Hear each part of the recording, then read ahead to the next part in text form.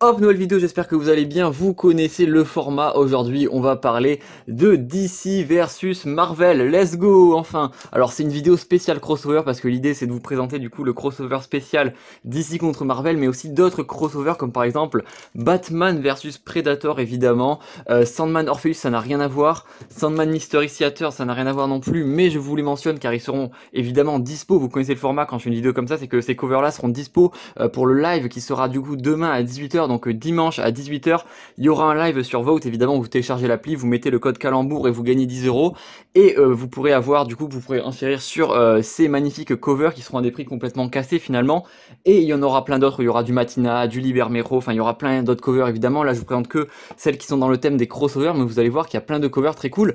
On a du Batman Tarzan, je vous en parle juste après aussi, qui est très très drôle, et on finira avec un petit peu de Spawn, parce que Spawn c'est cool aussi, Ice Cream Man, Spawn qui est le meilleur truc finalement, et Batman Spawn, voilà, donc on en parle juste après, mais on commence par le DC versus Marvel. Donc résumé rapide de la situation, nous sommes en 1996, Marvel Comics n'est pas à son prime, hein, on pourrait dire si on était sur Twitter.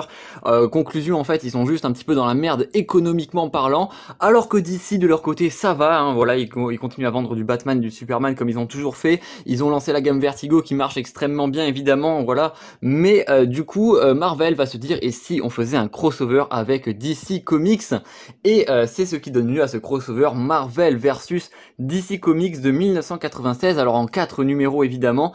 Ça c'est le numéro 3, et c'est un numéro très important parce que du coup on va voir plein de combats tout au long finalement du crossover, donc je vous expliquerai un petit peu le contexte du crossover après, mais ce que vous devez savoir c'est que tous les combats que vous voyez sur cette cover sont les combats qui ont été du coup votés par les fans. Donc on va voir des combats, on va avoir par exemple Elektra contre Catwoman, on va voir des Daredevil, Batman, etc. Je sais pas quoi, qui seront du coup dans le crossover, etc. Mais ces combats-là vont être votés par les fans. Donc Wonder Woman contre Tornade, John Kent, donc Superboy contre Spider-Man, qui du coup est ouais, c'est Ben Reilly du coup à cette période-là, Superman du coup contre Hulk, Lobo contre Wolverine et Batman contre Captain America. Ces combats-là vont être déterminés et votés par les fans, donc c'est extrêmement cool.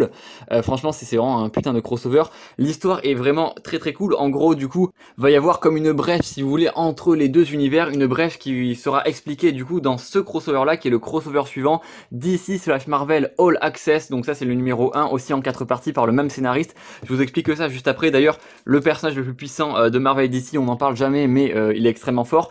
En gros, vous voyez le tribunal vivant et le spectre, deux entités extrêmement puissantes qui représentent directement Dieu dans chaque univers.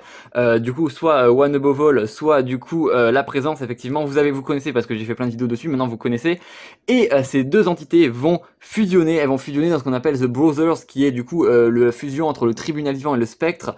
Et du coup, Access, du coup, qui est ce personnage-là, il s'appelle Access, je sais plus c'est quoi son nom, c'est Alex Ashler, un truc comme ça. Ouais, c'est ça, c'est Alex Ashler, il me semble. Je dis de tête, mais je vous mettrai si jamais c'est faux. Et du coup, ce personnage va combiner, du coup, les pouvoirs, va être la représentation, si vous voulez, du spectre, enfin, du coup, du Brothers, du spectre et du tribunal vivant.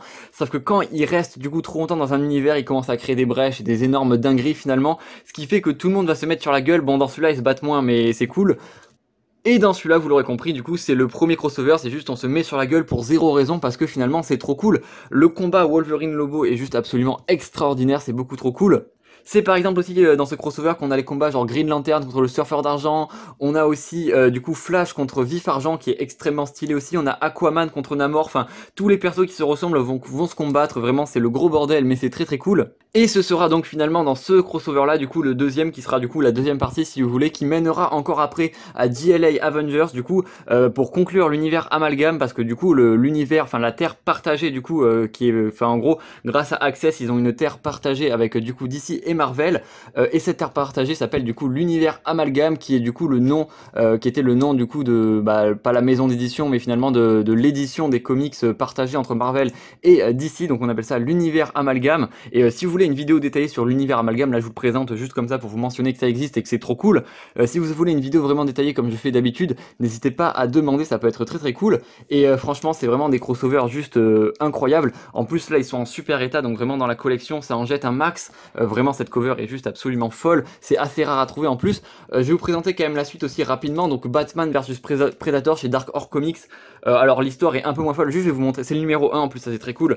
Voilà, le logo derrière est juste absolument incroyable, du coup avec les 3 points du Predator. Moi personnellement j'adore Predator, hein. Schwarzenegger c'est la base, vraiment trop cool, donc voilà, une cover qui est juste absolument incroyable.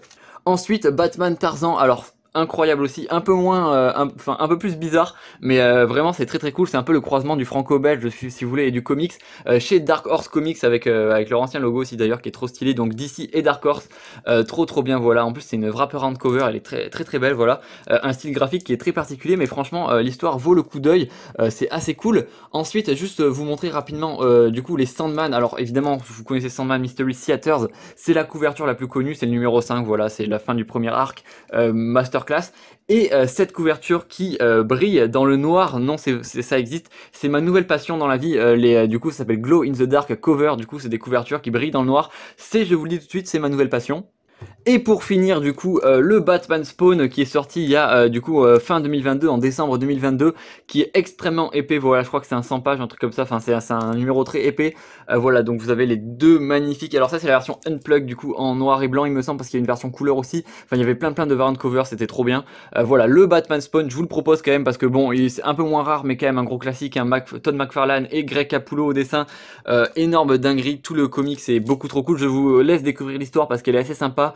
Tu te fais littéralement éclater la rétine, c'est beaucoup trop beau, en plus il n'y a pas de dialogue, c'est vraiment c'est vraiment très cool comme ambiance, je vous conseille vraiment de le lire, ça vaut vraiment le coup.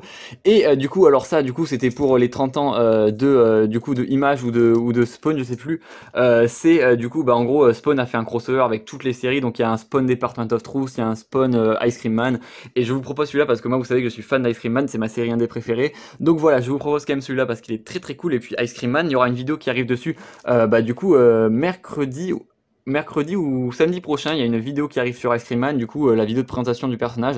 Donc voilà, j'espère que ça vous plaira.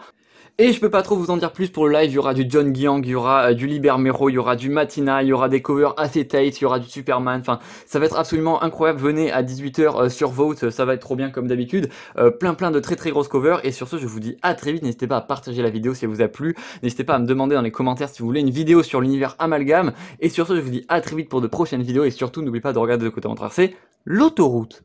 Je veux pas aller à l'école. Ah bon? Quelle père la vertu vous faites?